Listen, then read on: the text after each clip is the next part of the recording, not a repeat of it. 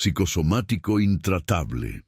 La frase resonó por los pulidos pasillos de mármol de Altos del Pedregal, fría y definitiva como una sentencia. Javier, con su uniforme azul de limpieza, se detuvo un momento, con el trapo suspendido en el aire. No debería haber oído la conversación, una videollamada entre Isabela Vargas, la reina de aquel ático, y un médico de renombre. Pero las palabras, cargadas de gélida resignación, atravesaron la puerta entreabierta y lo golpearon como piedras. Conocía bien al sujeto de aquella conversación, una niña de 7 años, con ojos que parecían cargar con la tristeza del mundo, sentada en una silla de ruedas que valía más que todo lo que poseía. La palabra intratable flotaba en el suntuoso silencio, un certificado de derrota emitido por un mundo que creía poder comprarlo todo, incluso una cura. El condominio era un universo en sí mismo, una fortaleza de cristal y acero construida para aislar del mundo real. Allí, el olor no era a asfalto ni a contaminación, sino a ambientadores importados y al cloro de la piscina climatizada. Javier conocía cada detalle del lugar. El brillo preciso que el gerente apreciaba en la barandilla de latón, la forma de quitar las manchas de vino de las alfombras persas, las veces que los millonarios residentes paseaban a sus perros de pedigrí. En medio de tanta perfección fabricada, la imagen de Sofía en su silla de ruedas era una disonancia flagrante. Era la prueba silenciosa de que la riqueza creaba una burbuja, no una armadura. La chica era una frágil pieza en un museo de opulencia, rodeada de todo menos de la conexión humana que su mirada anhelaba. Cada día, la rutina se repetía. Sofía era llevada al jardín por una niñera que seguía un horario estricto, con la mirada más fija en su celular que en la niña. La niña no hablaba, no interactuaba. Sus ojos, grandes y marrones, parecían perdidos en un horizonte que solo ella podía ver. A veces se fijaban en algo pequeño y trivial, una mariquita trepando por un pétalo de rosa, el baile de sombras de las hojas en el suelo de piedra. En esos momentos, Javier, mientras podaba los rosales o barría las hojas muertas, percibía una pequeña chispa de vida en esos ojos, un atisbo de una niña que existía bajo capas de profunda y silenciosa tristeza. Era un secreto que solo la limpiadora invisible parecía notar, un detalle perdido en el resplandor cegador del lujo que la rodeaba. Para la mayoría de los residentes, Javier era solo un mueble más, una presencia funcional que se movía silenciosamente por los rincones. Lo ignoraban con la misma naturalidad con que ignoraban los sistemas de riego automático o los sensores de luz. Pero esta invisibilidad era su superpoder. Le otorgaba el don de la observación pura y sin filtros. Vio cómo los hombros de Sofía se encogían al acercarse su madre, cómo sus pequeñas manos se aferraban a los brazos de la silla como si buscaran un ancla en un mar de incertidumbre. No era médico ni psicólogo, pero en el fondo de su corazón de padre, tras haber guiado a su propio hijo a través de sus miedos nocturnos, sentía que el diagnóstico era erróneo. La parálisis de Sofía no estaba en sus piernas, sino en su alma. Y entonces apareció Isabela Vargas, una fuerza de la naturaleza, envuelta en trajes caros y con un aroma a poder. Era una mujer que dominaba las salas de juntas con una ceja levantada, pero que parecía completamente perdida en la quietud de su propia hija. Sus interacciones eran rápidas, casi coreografiadas. Un beso apresurado en la frente, una pregunta mecánica a la niñera. ¿Ha comido? ¿Ha tomado su medicina? Y una mirada al reloj que delataba su constante prisa. Amaba a su hija. Javier no tenía ninguna duda, pero su amor se manifestaba en las facturas médicas pagadas, en los mejores especialistas contratados, en la silla de ruedas de última generación. Era un amor eficiente, caro y terriblemente equivocado, uno que pasaba por alto la necesidad más fundamental de la niña, ser vista. Lejos del resplandor estéril de Altos del Pedregal, el mundo de Javier olía a frijoles cocidos y crayones. Su apartamento, en un barrio obrero de la Ciudad de México, era pequeño, con muebles desgastados y paredes cubiertas con los coloridos dibujos de su hijo Leo, de 6 años. El lujo allí no residía en los objetos, sino en los sonidos. La risa contagiosa de Leo, los cuentos que contaba Javier antes de dormir, el sonido del balón de fútbol rebotando suavemente contra el muro del patio. Era un reino construido sobre la sencillez y el cariño, un remanso de calidez humana que contrastaba marcadamente con la dorada soledad que presenciaba a diario en el trabajo. En ese humilde hogar, un padre y un hijo habían construido un imperio de felicidad, demostrando que la verdadera riqueza no podía depositarse en un banco. La paciencia de Javier no era un don innato, sino una cualidad forjada en el ardor de la pérdida. Había perdido a su esposa, el amor de su vida, a causa de una enfermedad repentina unos años antes, dejándolo solo con un niño de 3 años que apenas entendía el concepto de para siempre. En ese periodo de duelo, Javier aprendió a descifrar el silencio, a comprender el dolor no expresado. Se convirtió en un experto en el lenguaje de las emociones infantiles, aprendiendo que un hombro encorvado podía significar un miedo profundo y que una mirada vacía podía ser un grito de auxilio. Fue esta experiencia reconstruir un mundo para su hijo a partir de las ruinas emocionales, la que le proporcionó una empatía extraordinaria, una sensibilidad que le permitió ver el alma herida de Sofía tras su fachada silenciosa. «Papá, ¿las hormigas extrañan su casa?», preguntó Leo una noche, mientras observaba una hilera de insectos en el porche. Javier, en lugar de darle una respuesta sencilla, se agachó junto a su hijo. «No sé, campeón, ¿qué te parece?», respondió, abriendo la puerta a la imaginación del niño. «Creo que sí», dijo Leo con seriedad. «Por eso se mueven tan rápido, para llegar pronto». Javier sonrió. Así era como enseñaba, con preguntas, con paciencia, validando los sentimientos de su hijo y fomentando su curiosidad. Nunca imponía, solo guiaba. Este era el fundamento de su paternidad, un método de pequeños pasos, de respeto mutuo y de construir la confianza ladrillo a ladrillo. Una filosofía que practicaba en casa y que instintivamente sentía que podría ser la clave del enigma de Sofía. Cada mañana, la transición entre sus dos mundos era un ritual silencioso. Dejaba atrás la calidez de su apartamento, donde era padre, héroe y narrador, y se ponía el uniforme azul que lo transformaba en una figura anónima. Al cruzar las puertas de Altos del Pedregal, sentía que el aire cambiaba, se volvía más tenue, más frío. Era como sumergirse en un acuario de lujo, un lugar donde las emociones estaban contenidas y las apariencias lo eran todo. Ajustó su postura, bajó ligeramente la mirada, poniéndose la capa de invisibilidad que su trabajo requería. Dejó de ser Javier, el padre de Leo, y se convirtió simplemente en el limpiador, una sombra necesaria para mantener el brillo de ese mundo artificial. Su rutina era un mapa de la vida privada de los poderosos.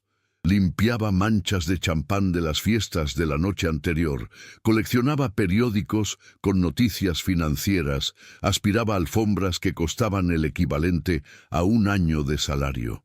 Sabía quién engañaba a sus maridos, quién había perdido una fortuna en la bolsa, quién lloraba en silencio en sus balcones de madrugada. Era el confesor silencioso de ese edificio, el guardián de secretos que nunca serían revelados. Esta cercanía a la fragilidad oculta tras las fachadas del éxito le enseñó a no dejarse impresionar por el dinero ni el poder.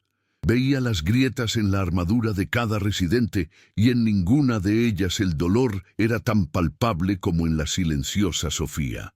Para Javier, la niña no era un caso perdido, como decían los informes médicos. Veía en ella un reflejo de su propio hijo durante la fase más difícil del duelo.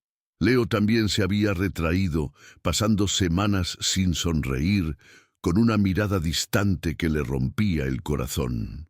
Recordó cómo lo había traído de vuelta con paciencia, jugando en el suelo, con historias susurradas y con la simple promesa de su presencia constante. Al mirar a Sofía, no sintió lástima, sino una profunda sensación de reconocimiento.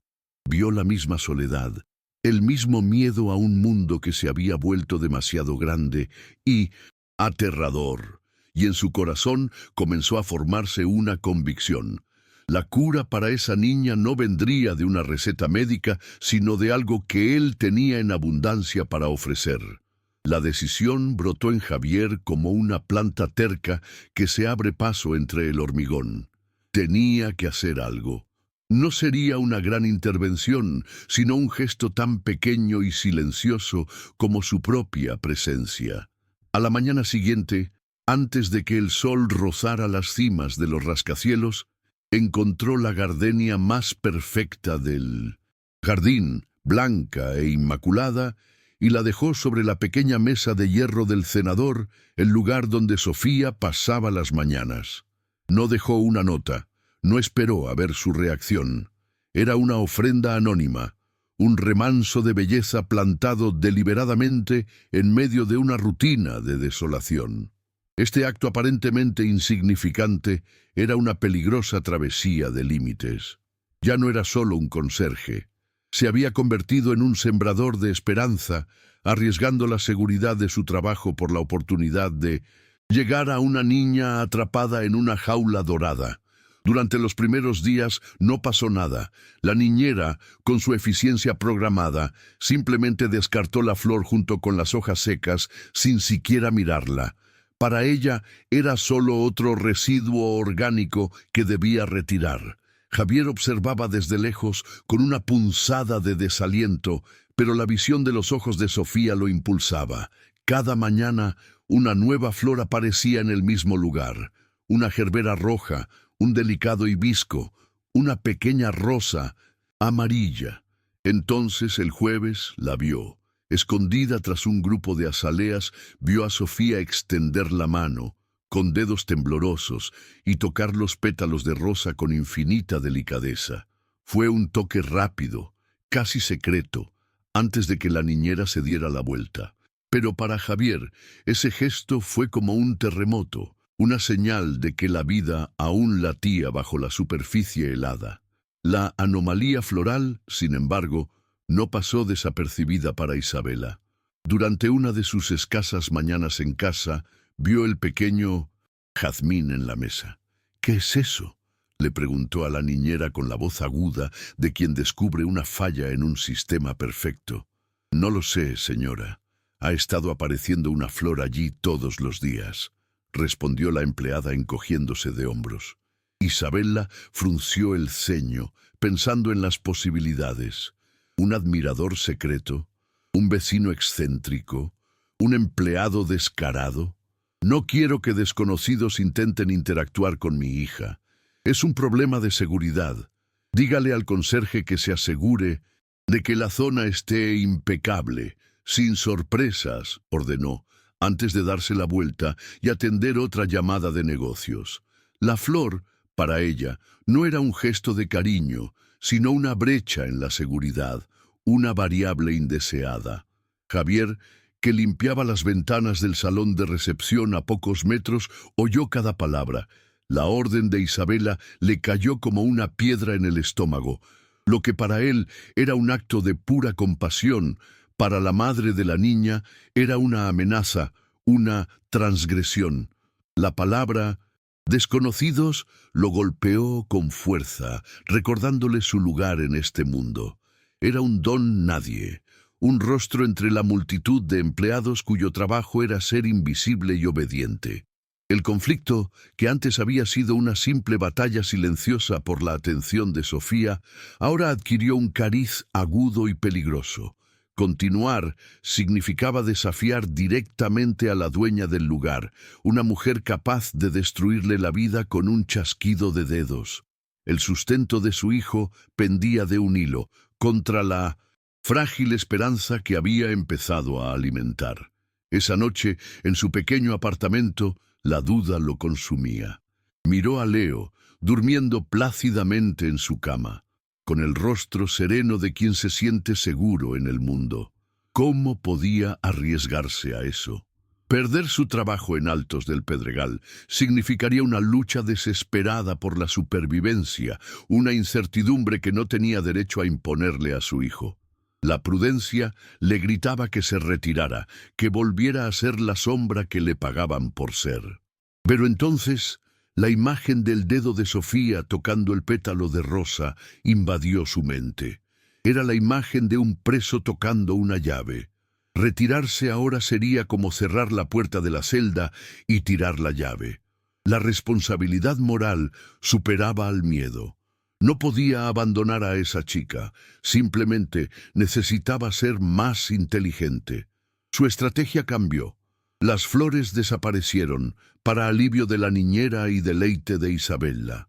El peligro parecía haber pasado, pero Javier encontró una nueva herramienta, una que no podía ser barrida ni desechada: el sonido.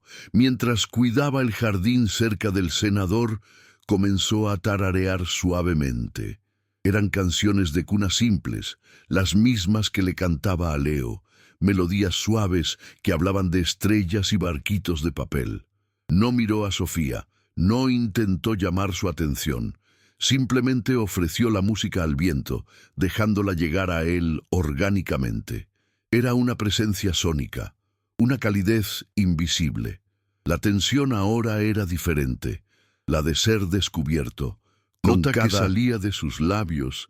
Se preguntaba si ese sonido reconfortante sería interpretado como otra infracción, la gota que colmaría el vaso que lo llevaría a la ruina. La suave melodía de Javier, casi un susurro en el aire, llegó a Sofía. Notó el cambio de inmediato. La cabeza de la niña, normalmente agachada o girada hasta un punto impreciso, se inclinó sutilmente hacia el sonido. Sus hombros, siempre tensos, se relajaron una fracción de milímetro. La niñera, inmersa en el brillante universo de la pantalla de su celular, no notó nada. Pero para Javier, esa ligera inclinación fue una respuesta, un reconocimiento. Fue la confirmación de que su voz, despojada de cualquier autoridad o estatus, había logrado penetrar la barrera del silencio que ni siquiera los médicos más caros podían penetrar. La esperanza, una vez frágil, ahora cobraba fuerza, alimentada por esa conexión invisible y sonora que tejía día tras día, nota a nota, con el mayor cuidado. El peligro se materializó en una tarde soleada. Isabella, en una rara ruptura con la rutina, decidió caminar por el jardín. Javier la vio de lejos, una figura elegante y apresurada, y la nana murió en su garganta. El corazón le martilleaba contra las costillas, una alarma frenética resonando en su pecho. Se giró bruscamente, agarró sus tijeras de podar y se concentró en una rama muerta de un rosal, tratando de parecer lo más ocupado e insignificante posible. Isabella falleció a pocos metros de distancia, con el celular ya pegado a la oreja, pero su mirada penetrante lo recorrió con una fugaz sospecha. No se detuvo, absorta en la conversación, pero la mirada fue suficiente. Dejó a Javier temblando, con sudor frío corriéndole por la espalda, la realidad de su precaria posición más clara que nunca. Fue entonces cuando Javier tomó la decisión más arriesgada hasta el momento. En su día libre llevó a Leo al condominio. Sabía que iba contra las reglas, pero le inventó una excusa al portero diciendo que necesitaba recuperar una herramienta olvidada. Su verdadero plan era más complejo. Quería que Sofía viera la alegría en su forma más pura. Quería que viera a Leo. El chico, ajeno a las reglas y a la opulencia del lugar, era una explosión de vida.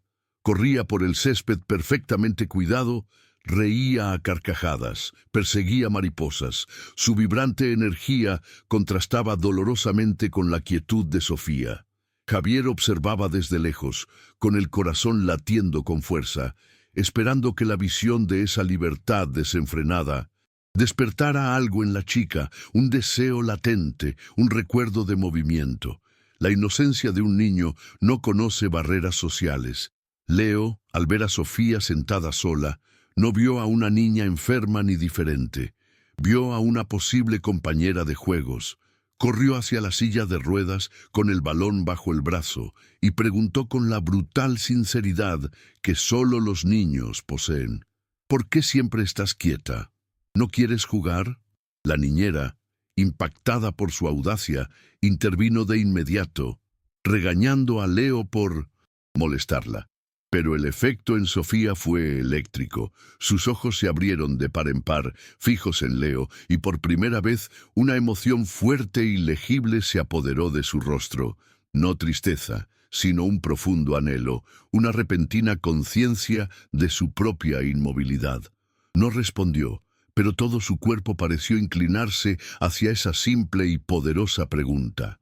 La furia de Isabela fue inmediata y abrumadora. Informada por la niñera de la intrusión, llamó a Javier a su ático.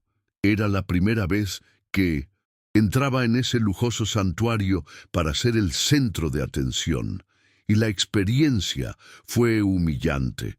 Con una voz gélida, pulida por la arrogancia de quien está acostumbrado a dar órdenes, lo desnudó verbalmente. «¿Quién te crees que eres?», dijo, paseándose de un lado a otro.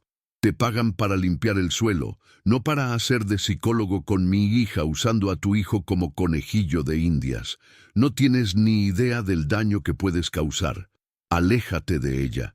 Considera esta tu única advertencia».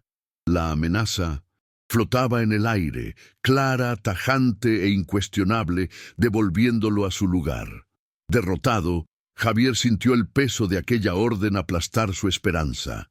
Regresó a su uniforme azul, a su invisibilidad, pero ahora parecía una prenda de vergüenza. Mantuvo las distancias con el jardín, cambió su horario, hizo todo lo posible por no cruzarse en el camino de Sofía. El mundo de la chica volvió al silencio aséptico, la rutina de la soledad perfectamente restaurada. Desde lejos, a través de las ventanas que limpiaba, Javier vio cómo la pequeña luz que había encendido en sus ojos se apagaba lentamente, día tras día. La apatía regresó, su cabeza gacha de nuevo. La tensión había llegado a su punto máximo. Lo había intentado, se había atrevido a cruzar la línea, y había sido aplastado por el poder y el dinero. Parecía que todo estaba perdido, y la resignación de Isabela finalmente había triunfado. Pasaron varios días. El jardín de Altos del Pedregal había vuelto a su silenciosa y opresiva normalidad. Javier, fiel a su promesa forzada, volvía a ser una sombra, deservando y podando con una eficiencia mecánica que ocultaba un corazón apesadumbrado. Veía a Sofía desde lejos, una pequeña estatua de resignación en su silla de ruedas, y sentía el amargo sabor de la derrota. Isabela, mientras tanto, estaba en el punto álgido de su agitación, ultimando los preparativos para un importante viaje de negocios a Nueva York, delegando las últimas instrucciones a la niñera y al personal con su habitual precisión. El aire estaba cargado de una melancolía estancada, la calma enfermiza que precede a la tormenta, con cada personaje enfrascado en su papel en un guión que parecía escrito irrevocablemente. Esa tarde, el destino intervino. Un problema de última hora con el vecino de Leo dejó a Javier en una situación desesperada. Sin otra opción, llevó a su hijo al trabajo, un acto desesperado que rompió todas las reglas. Escondió al niño en un rincón discreto cerca del cobertizo de herramientas, prometiéndole con severidad silencio absoluto. Pero el aburrimiento es una fuerza poderosa en la infancia. Para distraerse, Leo tomó la pequeña pelota roja de goma que siempre llevaba en el bolsillo y comenzó a rodarla silenciosamente por el suelo de cemento, creando un juego silencioso para disipar la monotonía de la espera. La pequeña pelota roja, en un movimiento fortuito, se le escapó de las manos. Impulsada por una ligera inclinación del suelo que Javier no había notado, salió, rodando de su escondite, cruzó el límite de cemento hasta el césped y describió un arco lento y silencioso sobre el césped inmaculado. Su movimiento era casi hipnótico, un punto de colores brillantes recorriendo el verde perfecto. El viaje de la pelota terminó a menos de 1 metro de la silla de ruedas de Sofía. La niña, que había pasado la última hora con la mirada perdida, vio el objeto y fijó la mirada en él. El color vibrante pareció perforar la neblina gris que la envolvía. Una llamada visual imposible de ignorar. Olvidando por completo la orden de silencio de su padre, Leo se levantó y con la voz clara e imperativa de un niño que exige lo que le corresponde, gritó desde el otro lado del jardín: «¡Sofía, pásame la pelota!». No era una petición, era una llamada, una orden de un igual a otro. El grito rompió el silencio sagrado del lugar, como una piedra arrojada a un estanque en calma. La niñera, despertando de su estupor digital, levantó la vista, sobresaltada. Javier, en el almacén, sintió que se le helaba la sangre. Todo su cuerpo se tensó anticipando la catástrofe inminente. Esperaba los gritos, el despido sumario, el fin de todo. Era precisamente el escenario que más temía. En ese preciso instante, la puerta de cristal del balcón del ático se abrió de golpe. Isabela, con el rostro desencajado por la furia ante el alboroto y el móvil en la mano, salió a la terraza. Abrió la boca para gritar, para aniquilar con palabras al empleado insolente que se había atrevido, una vez más, a romper las reglas y molestar a su hija. Pero las palabras murieron antes de que pudieran nacer. Sus ojos se abrieron de par en par, la rabia se convirtió en una conmoción tan profunda que paralizó cada músculo de su cuerpo. Abajo, en el jardín, algo imposible estaba sucediendo, algo que sus millones, sus contactos y su voluntad de hierro jamás podrían lograr. El mundo de Isabela Vargas estaba a punto de derrumbarse, impulsada por una fuerza que provenía de un lugar más profundo que su enfermedad. Sofía se aferró a los brazos de su silla con una fuerza que nadie sabía que poseía. Sus nudillos se pusieron blancos. Con un gemido sordo, un sonido de esfuerzo monumental se impulsó hacia arriba. Sus delgadas y pálidas piernas temblaron violentamente bajo el peso de su cuerpo, pero milagrosamente aguantaron. El celular se le resbaló de la mano a Isabela y cayó al suelo sin que ella se diera cuenta. La niñera estaba boquiabierta. Javier contuvo la respiración. Entonces, ante las miradas atónitas de todos, Sofía, de pie por primera vez en años, dio un paso tembloroso, tambaleante y torpe, pero un verdadero paso hacia la bola roja, demoliendo el diagnóstico de intratable y todo lo que representaba. El silencio que siguió a los pasos de Sofía fue más denso y pesado que cualquier sonido.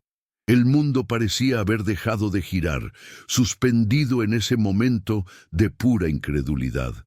Sofía, todavía de pie y temblando, miraba la pelota roja como fuera lo único real en un universo que acababa de transformarse. Arriba, Isabela permanecía como una estatua en el balcón, su rostro una máscara de sorpresa. Javier fue el primero en moverse. Lentamente caminó hacia Leo, quien miraba la escena confundido, incapaz de comprender la magnitud de lo que su simple petición había provocado. Javier puso una mano firme y reconfortante en el hombro de su hijo, anclándose a lo único que tenía sentido en medio de ese caos emocional. El viento soplaba suavemente, el único sonido en un jardín donde la realidad se había reescrito. Lentamente, como si despertara de un largo trance, Isabela se movió. Se apartó del balcón, no con su energía habitual, sino con la lentitud de una sonámbula. Cruzó su lujosa sala de estar, ignorando las obras de arte y los muebles de diseño que una vez definieron su mundo. Subió al ascensor privado y durante el corto descenso, cada piso que pasaba era una capa de su antigua certeza que se desvanecía. Su fe en el dinero, su confianza en los expertos, su arrogancia disfrazada de pragmatismo, todo se desintegró. No solo se había sorprendido, había sido refutada. La verdad que había ignorado y desechado floreció ante sus ojos, plantada no por un coloso de la industria ni un genio de la medicina, sino por un hombre al que consideraba parte del paisaje. Cuando la puerta del ascensor se abrió en la planta baja, una mujer distinta salió a la luz del jardín. Su porte imperioso se había desvanecido, reemplazado por una vulnerabilidad desconcertante. Su cabello estaba ligeramente despeinado, su rostro pálido, y su mirada, antes aguda y calculadora, ahora estaba perdida y llorosa. No corrió hacia su hija, a quien la niñera sostenía con una mezcla de pánico y asombro. En cambio, sus pies la llevaron como por voluntad propia hacia Javier, quien seguía protegiendo a Leo con su cuerpo. La jerarquía social de Altos del Pedregal se evaporó en ese instante. La escena ya no trataba sobre una jefa y su empleada, sino sobre dos almas desnudas ante un milagro. Isabela se detuvo a un paso de Javier. El aire entre ellos vibró con una tensión completamente nueva. Ya no hubo amenazas ni desprecio. Su voz, cuando finalmente emergió, fue un susurro ronco y entrecortado, casi irreconocible. ¿Qué hiciste?, preguntó. La pregunta no contenía acusación, sino genuina desesperación, la súplica de alguien ahogado en una explicación. ¿Qué hiciste que nadie más en este mundo pudo? En ese momento, ella no era la empresaria millonaria, la figura del poder. Era simplemente una madre, derrotada y humillada por su propia ignorancia, mirando al hombre que nunca se había molestado en ver realmente. Javier sostuvo su mirada sin miedo ni triunfo.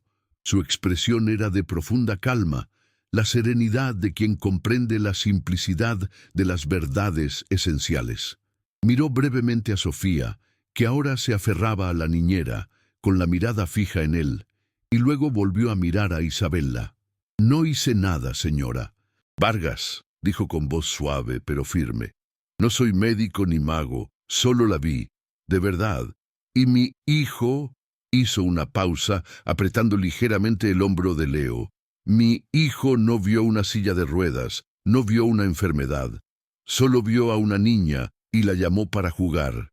Cada palabra era simple, sin artificios, pero juntas formaban la verdad más contundente.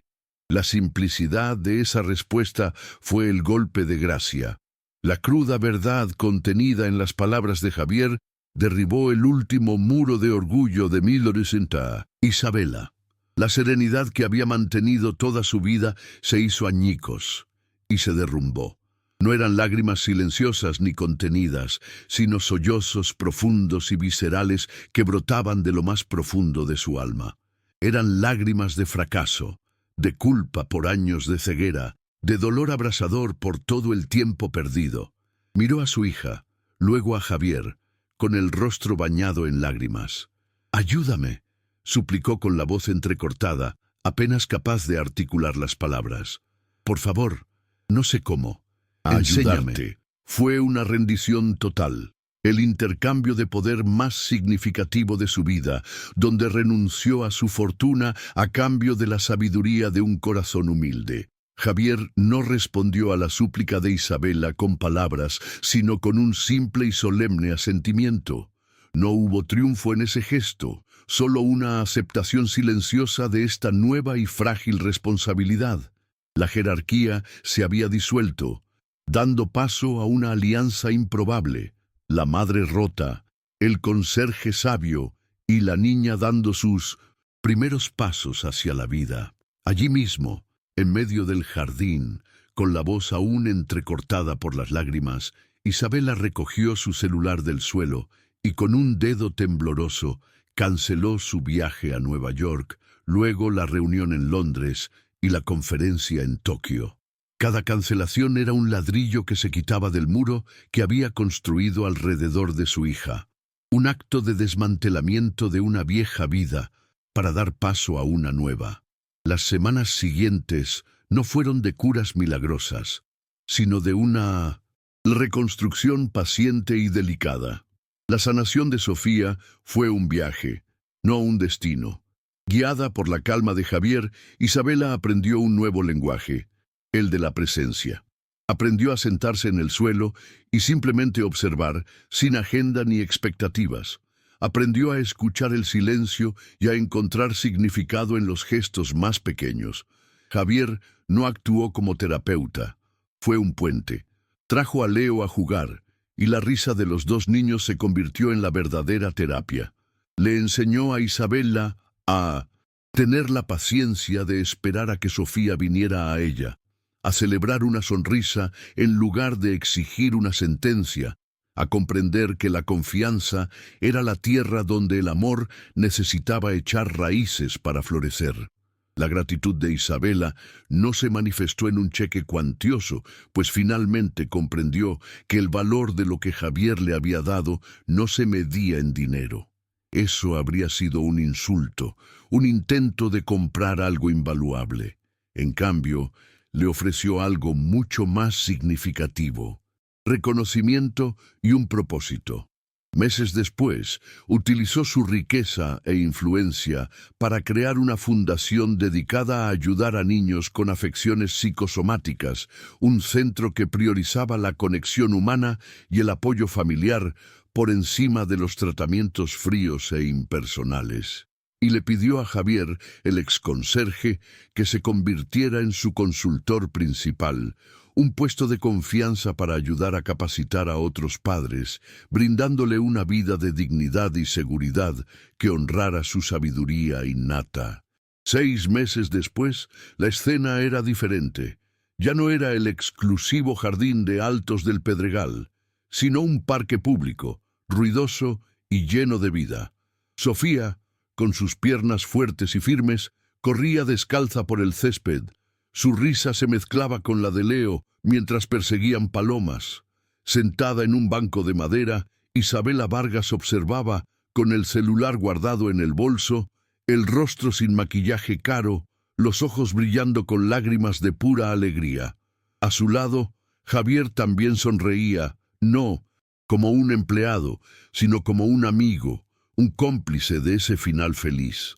La justicia poética era completa. La niña corría libre, la madre había aprendido a amar y el hombre invisible finalmente se había hecho visible, reconocido no por lo que hacía, sino por quién era. Javier contempló aquel cuadro, la auténtica felicidad que latía bajo el sol de la tarde. Un mundo que había ayudado a sanar no con fuerza, sino con atención, no con órdenes, sino con paciencia. Vio la prueba viviente de una verdad que siempre había sentido en su corazón, una verdad que el mundo de los negocios y el poder a menudo olvida en su frenética búsqueda de resultados inmediatos y soluciones asequibles. Comprendió que las heridas más profundas del alma humana no se curan con dinero, ni con prisas, ni con diagnósticos sellados. A veces, la sanación que el dinero no puede comprar reside en la paciencia que solo el amor puede ofrecer. Si esta historia te tocó el corazón, por favor compártela para que más personas puedan inspirarse en el poder de la empatía y la conexión humana. Creemos que pequeños actos de bondad pueden generar grandes transformaciones. Síguenos para descubrir más historias conmovedoras.